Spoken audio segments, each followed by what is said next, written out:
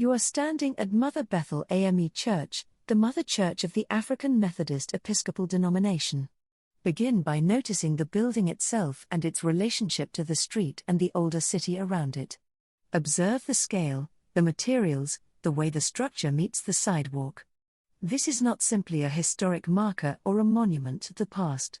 It is evidence of Black organization, land ownership, and institutional continuity in Philadelphia, rooted in a specific place that has been held across generations. The core story here is religious independence. In the late 18th century, Black Philadelphians who had worshipped within white-led Methodist congregations chose to form their own. That decision was not only theological. It was civic, economic, and spatial. Owning land meant controlling the terms of gathering. It meant a congregation could not be displaced, silenced, or excluded by others.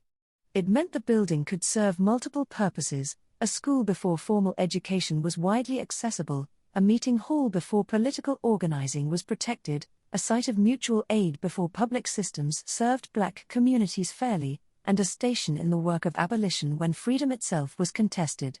Mother Bethel became a center for that work.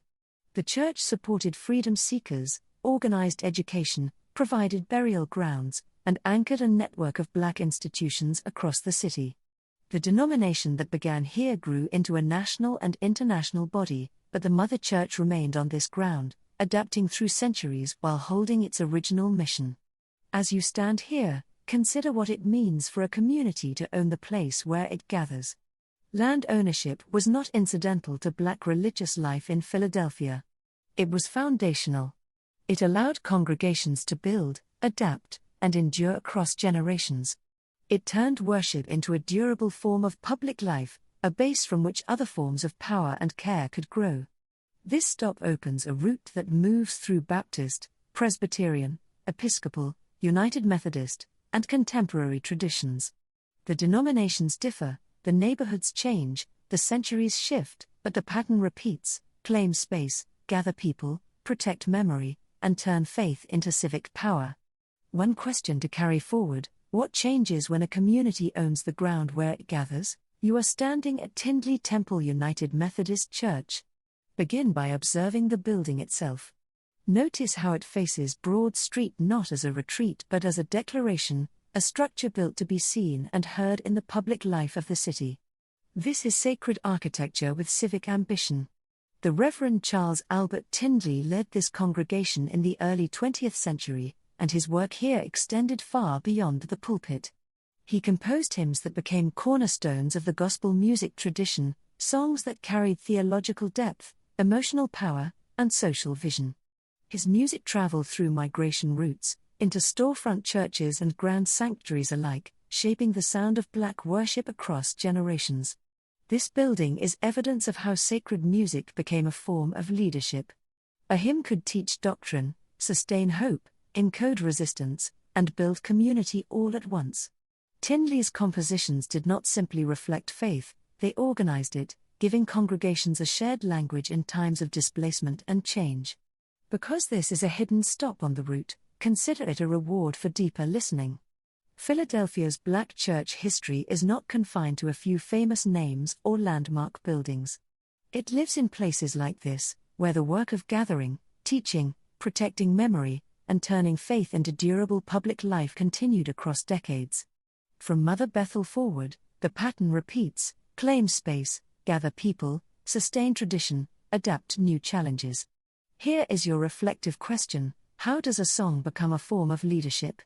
Let that question guide your time here, and remember that this is an active congregation deserving of respect and quiet reverence. You are standing at the historic Christian Street site associated with First African Baptist Church, Philadelphia's first African American Baptist congregation.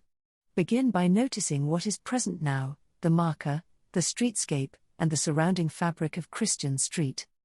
This is not just a building story. It is a story about how a congregation can carry institutional memory across changing locations and changing neighborhood conditions. The congregation was founded in 1809, and by the early 20th century its Christian Street building stood within a strong Black residential and professional district. Source material for the site connects the congregation to community association, mutual aid, building and loan activity, and educational support, so the safest interpretation is not to treat the church only as a Sunday sanctuary. It belonged to a broader Black civic ecosystem. That matters because Baptist congregational life gave members a framework for self-governance, lay leadership, and collective decision-making in a city where Black public power had to be built deliberately. On foot, notice how the marker asks you to imagine both presence and absence. The congregation's history is still legible here, even as the building's use and the neighborhood around it have changed. Ask guests, what does a historic congregation preserve when it moves, adapts, or survives beyond one address? That question belongs at the center of this stop. Christian Street helps the route show that Black sacred history is not only about famous founders or singular monuments. It is also about the repeated work of gathering, financing, educating, caring, relocating, and remembering. Treat the site with care, and frame it as a living thread in a larger denominational and neighborhood story. You are standing at First African Presbyterian Church, founded by Reverend John Gloucester as the first Black Presbyterian congregation in the United States. Begin by noticing the building itself and its surroundings on West Gira Avenue. This location marks a westward shift in the tour, reminding us that Black sacred history in Philadelphia was never confined to a single neighborhood, a single decade, or a single denomination. Reverend Gloucester established this congregation in a city where Black residents were simultaneously building institutions across Baptist, Methodist, Episcopal, and Presbyterian traditions, each offering a distinct theological voice and liturgical practice while serving overlapping community needs. The significance of this site extends well beyond denominational identity. In the 19th century, a Black church could function as a school before public education was accessible to Black children, a mutual aid society before social services were equitable, a political meeting space before voting rights were secure, a site for weddings and funerals when other venues were closed, and a keeper of memory when the broader city failed to honor Black labor, leadership, loss, and achievement. First African Presbyterian represents one essential thread in a larger pattern, the determination to claim space, gather community, protect family and congregational records, and turn faith into durable civic life. The Presbyterian tradition brought its own emphases on education, governance, and theological training, contributing distinct strengths to Philadelphia's network of Black institutions. Consider this question as you stand here: why does it matter that Black sacred history in Philadelphia was never confined to one denomination? The answer lies in resilience, adaptation, and the breadth of community need. From Mother Bethel through Baptist, Presbyterian, Episcopal, and contemporary traditions, the work remained consistent even as worship forms, governance structures, and neighborhood locations changed. Each congregation contributed to a network of care, education, political voice, and freedom building that shaped the city itself. As you prepare to move on, remember that this church, like others on this route, is a living institution. Treat it with the reverence due to a place where worship, organizing, teaching, and memory continue today. You are standing at Monumental Baptist Church in West Philadelphia. Before focusing on specific dates or figures, take in the block itself, the scale of the building, the residential character of the neighborhood, the ordinary rhythms of city life moving around you. This stop asks you to read the church not only as architecture, but as evidence of Black organization, memory, and endurance in a city that did not always acknowledge any of those things. Notice the relationship between the church and the street, the way sacred space sits within civic space, the way a congregation becomes part of the infrastructure of a neighborhood. Monumental Baptist belongs to a tradition of congregations that have functioned as schools, mutual aid networks, political meeting halls, music conservatories, burial societies, and migration waypoints.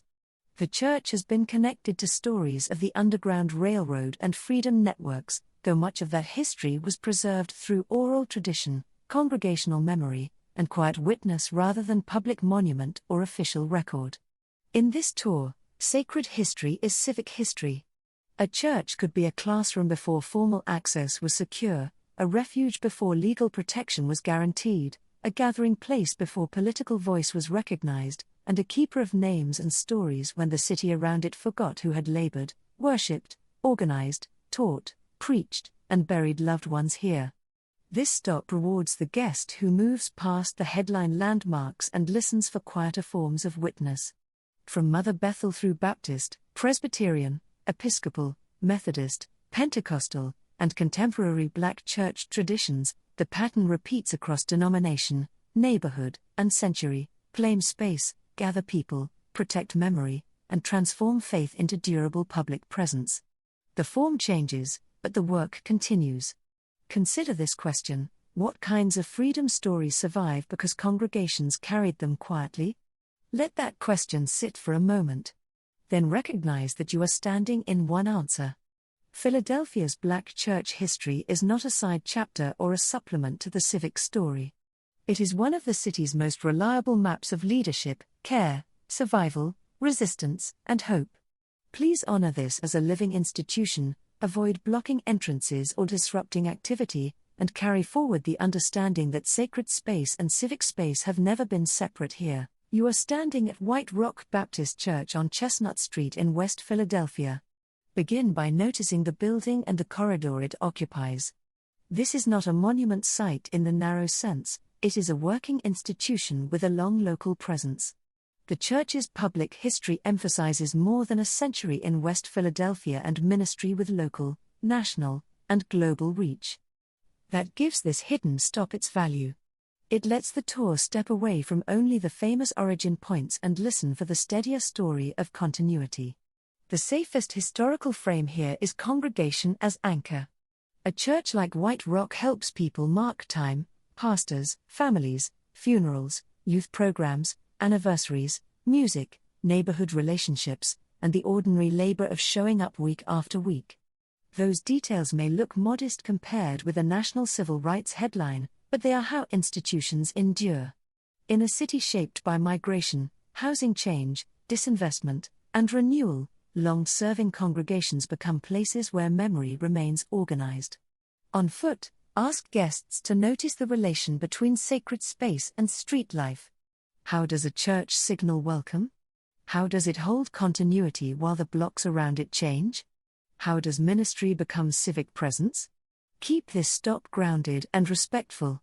Do not overstate undocumented Underground Railroad or early 19th century claims here. Instead, use White Rock as the hidden West Philadelphia continuity stop, a reminder that Black sacred history includes famous founders, but it also includes the durable institutions that keep serving after the cameras leave. You are standing at the African Episcopal Church of St. Thomas, a congregation with roots reaching back to 1794. Look at the building before you.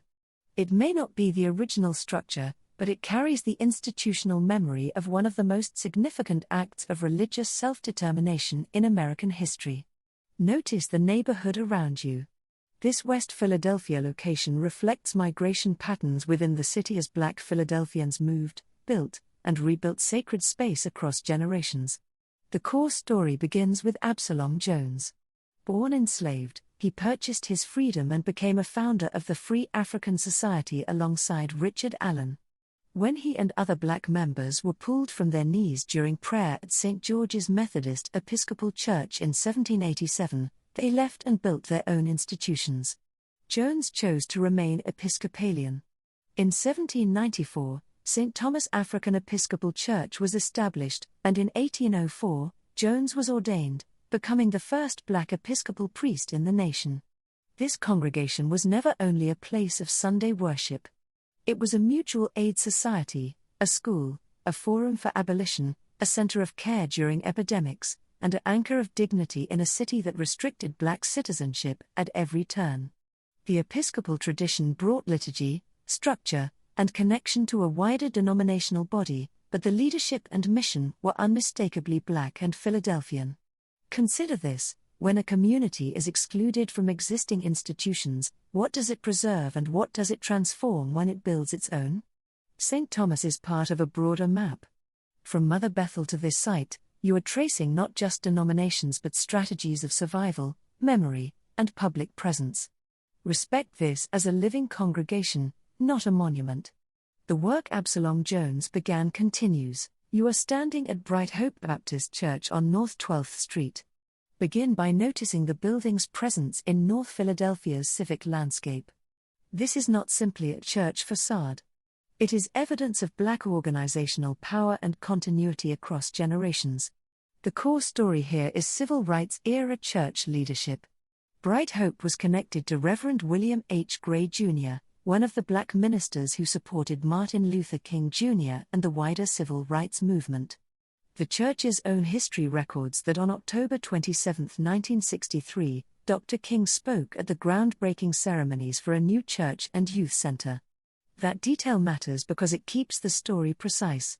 Bright Hope was not only adjacent to national civil rights history, it hosted a public moment where national leadership, local pastoral authority, and neighborhood institution building met on the same ground.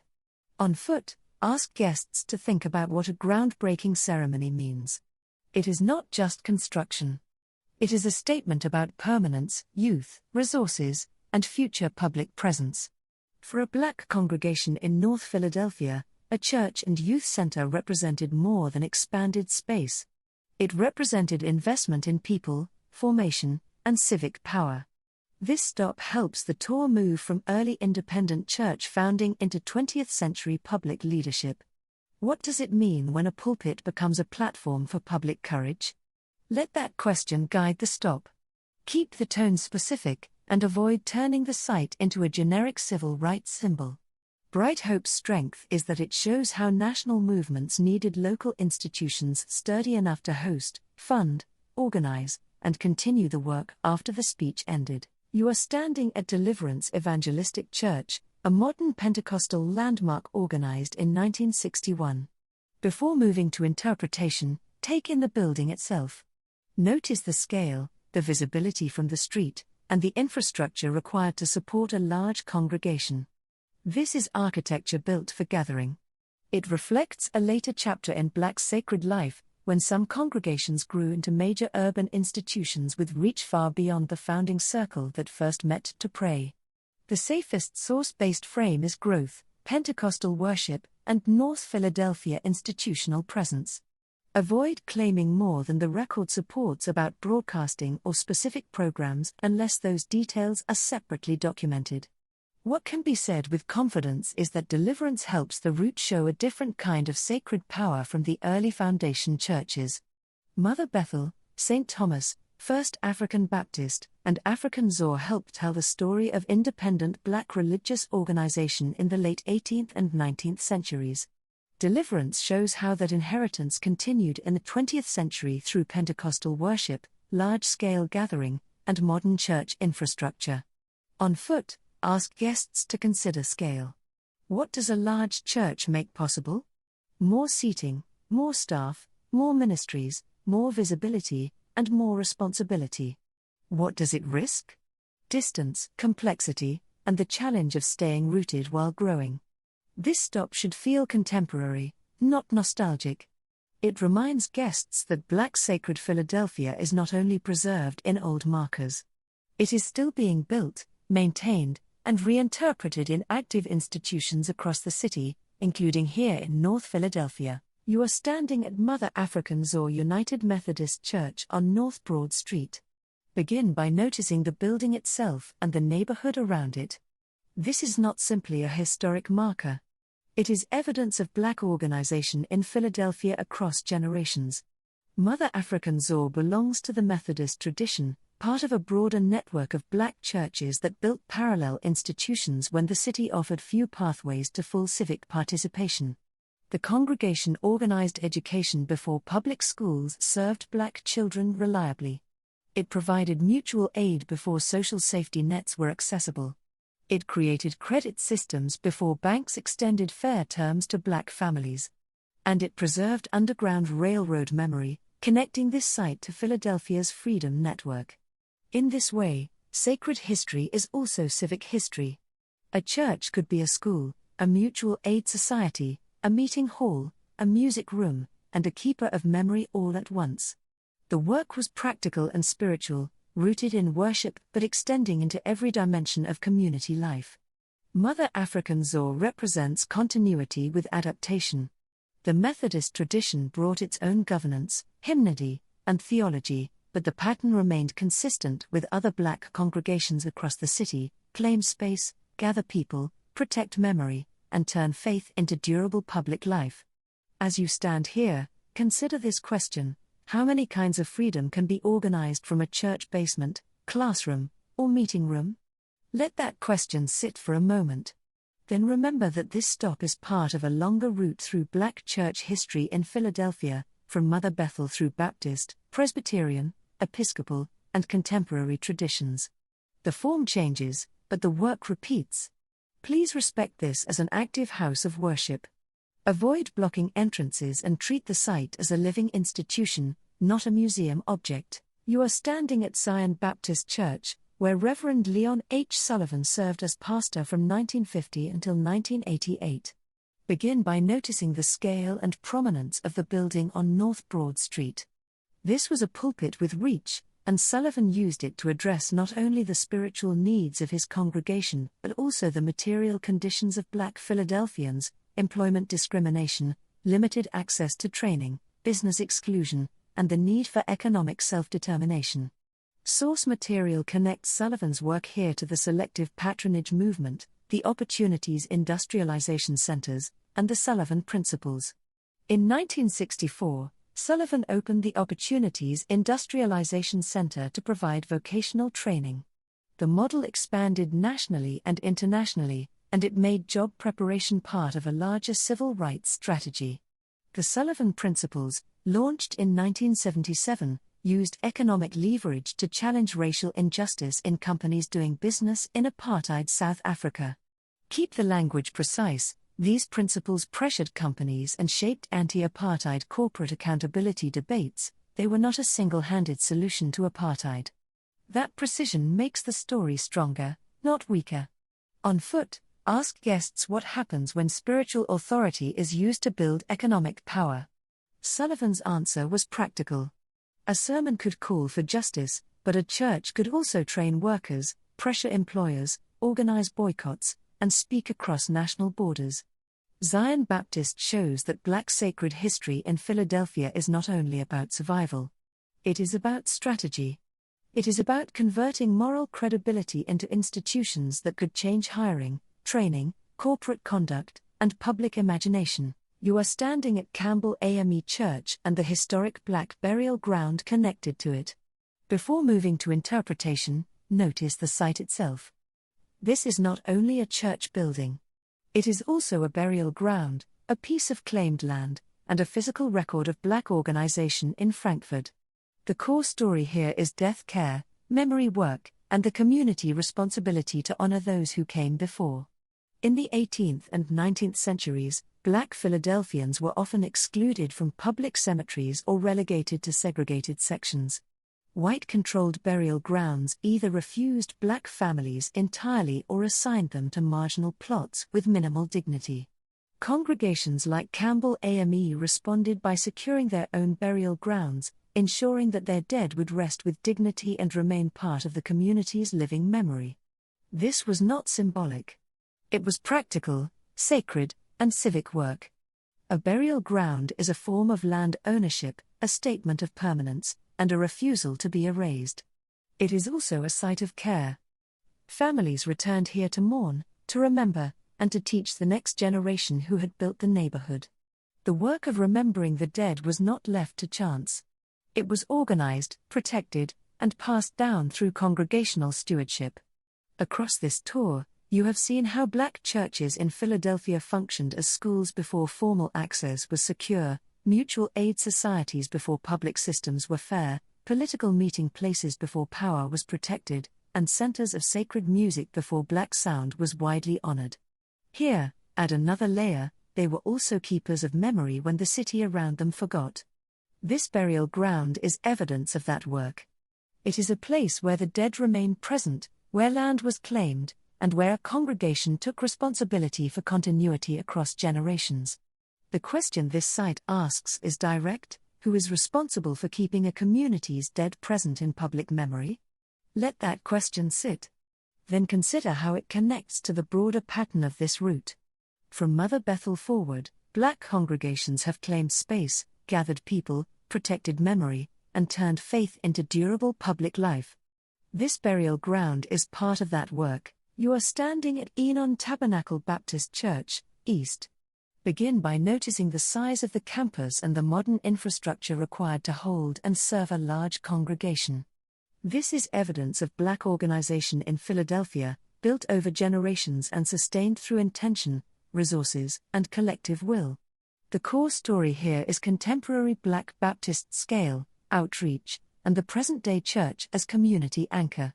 In this tour, sacred history is also civic history. A congregation could be a school before formal access was secure, a mutual aid society before public systems were fair, a meeting place before political power was protected, a music room before Black sacred sound was widely honored, and a memory keeper when the city around it forgot who had labored, worshipped, taught, preached, and buried loved ones here. Use this stop to ask, how does an old tradition keep becoming new without losing its public responsibility? Let that question sit for a moment. Then connect the site back to the route as a whole.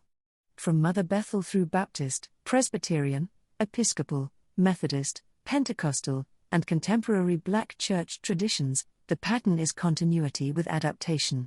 The form changes by denomination, neighborhood, and century, but the work repeats: claim space, gather people, protect memory, and turn faith into durable public life. Treat this as a living institution rather than a museum object. If you want one takeaway, take this: Philadelphia's Black church history is not a side chapter. It is one of the city's strongest maps of freedom, care, leadership, and survival.